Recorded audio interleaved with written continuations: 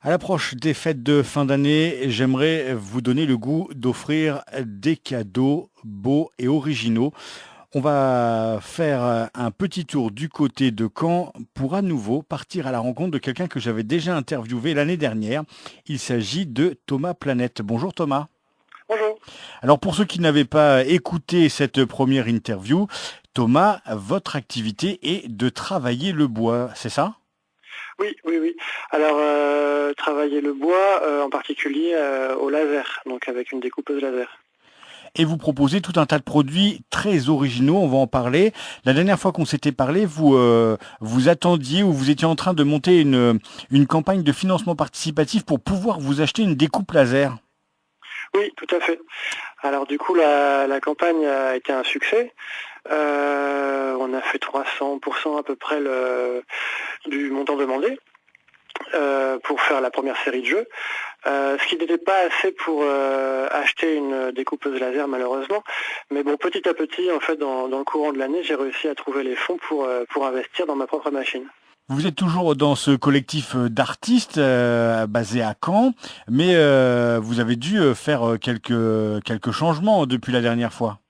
Oui, oui, oui. Étant donné que la machine fait du bruit et prend plus de place, en fait j'ai changé d'espace dans ce lieu, donc aux ateliers intermédiaires, pour rapatrier toute la production que je faisais au Fab Lab au sein d'un même lieu, au sein d'un même bureau. Voilà. Et un endroit un peu différent puisqu'il faut pas gêner les autres qui sont à côté de vous. Cette machine fait beaucoup de bruit et il y a d'autres inconvénients.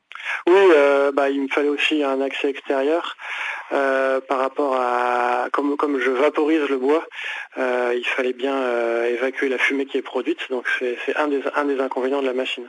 Donc maintenant que vous êtes possesseur de cette découpeuse laser, vous avez pu reprendre la production de ces objets en bois. Est-ce que vous pouvez nous parler de ces objets que vous fabriquez qui vont du dé jusqu'aux jeux de société? L'un des principes de tous mes jeux, c'est la fabrication en kit, qui n'est pas encore au point pour certaines pièces donc, que je propose déjà assembler.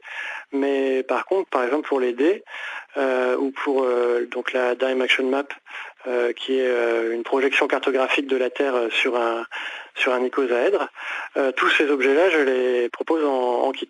Ça fait partie en fait intégrale du processus de jeu. Et l'un des superbes objets que vous proposez, c'est donc ce Dime Action Map. Est-ce que vous pouvez nous parler, alors ça va être dur, on n'a que votre parole, mais de ce dé à 20 faces, les rôlistes comprendront de quoi je parle, qui représente en fait le globe terrestre. Alors c'est un de mes plus anciens projets commencé au Fab Lab il y a quelques années. Je suis tombé sur une carte qui s'appelle donc la Dime Action Map, inventée en 1954, qui représente le monde de façon équitable. Il n'y a pas de déformation exagérée comme il peut y avoir sur les cartes de Google, par exemple. Donc les continents font leur vraie taille les unes par rapport aux autres. Et c'est une carte un peu éclatée à la façon d'une peau d'orange qui n'a pas vraiment de biais culturel comparé donc aux autres cartes. Et j'étais fasciné par cette carte et je me suis dit c'est tellement dommage qu'elle soit si peu répandue, il faudrait en faire un jeu. Et donc j'ai d'abord proposé une version juste avec des petits triangles à monter à plat. Et puis depuis quelques mois, je cogitais sur une méthode pour la fabriquer en volume. Et c'est via le D20 que j'ai inventé l'année dernière que j'ai trouvé la solution. Donc maintenant, les pièces peuvent s'assembler en 3D, donc grâce à des petits aimants pour réussir à faire le puzzle en volume.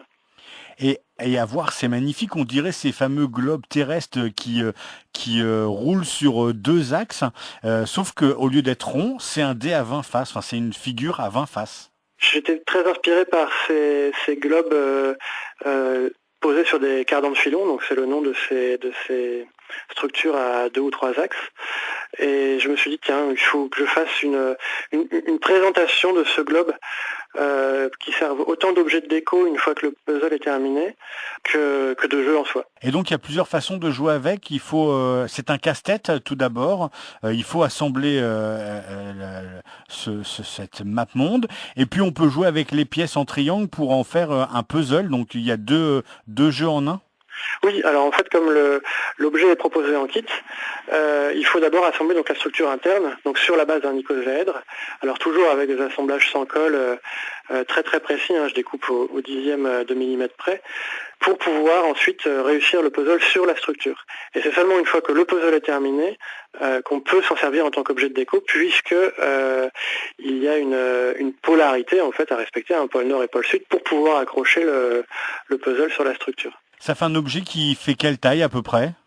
Alors la sphère fait 10 cm de diamètre, ce qui semble peut-être assez peu comme ça, mais finalement quand on l'a en main, ça prend vraiment toute la main, donc c'est adapté pour le jeu, le casse-tête en fait à manipuler. Donc un super jeu qu'on peut retrouver sur votre site internet toplanet.com, THO et planète comme la planète.com, mais vous continuez à proposer les autres fabrications que vous faites, c'est-à-dire les dés, les multiples dés qui va du D4 au D20, et puis ces fameux jeux de société, jeux d'échecs ou backgammon. Oui. Alors du coup, les anciens modèles ont légèrement évolué pour faciliter moi l'assemblage et donc réduire le temps de production.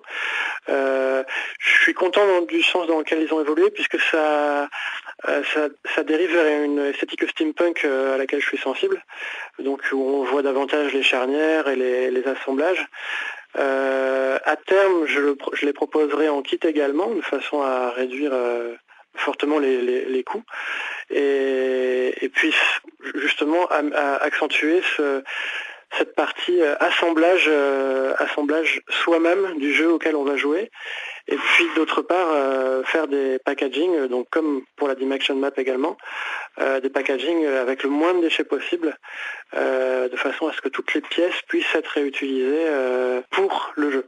Moi, ce qui m'avait vraiment frappé quand j'étais tombé par hasard sur votre page internet, c'était cette esthétique et cette fonctionnalité mélangée qui faisait de ces jeux d'échecs vraiment un objet à part entière. C'est-à-dire que une fois replié, il prend un minimum de place, il se déplie pour apporter ce plateau, et le plateau s'ouvre et coulisse pour qu'on puisse récupérer des pièces qui se clipsent dans ce plateau.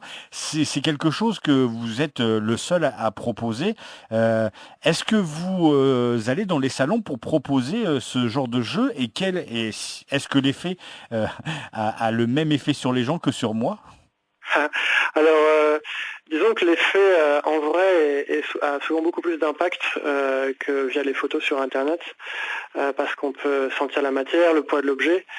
Et puis il y a le côté surprise aussi. Donc sur les marchés ou salons auxquels je participe, oui, il y a mes jeux impressionnent beaucoup. Cela dit, je fais finalement peu de salons pour le moment parce que j'étais dans une phase active de transformation des modèles et de production, mais je vais en faire davantage en 2018 pour justement promouvoir mon esthétique et ces modèles, oui, que je suis le seul à proposer. J'ai eu la chance de gagner 2 de vos D10 lors d'un concours récemment que j'ai pu monter. C'est impressionnant de voir ce petit sachet avec toutes les pièces à assembler. On se dit on va jamais y arriver. Et en fait, on se prend au jeu. C'est avant tout une sorte de puzzle. C'est pas un casse-tête, c'est un vrai puzzle. Il y a une notice de montage. C'est très facile à faire.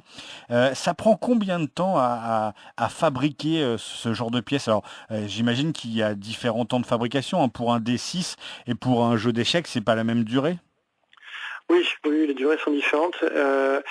Si je devais considérer le temps de conception, ce serait des centaines et des centaines d'heures, plus tout un passif de graphiste qui me permet justement de dessiner les notices de façon claire et explicite.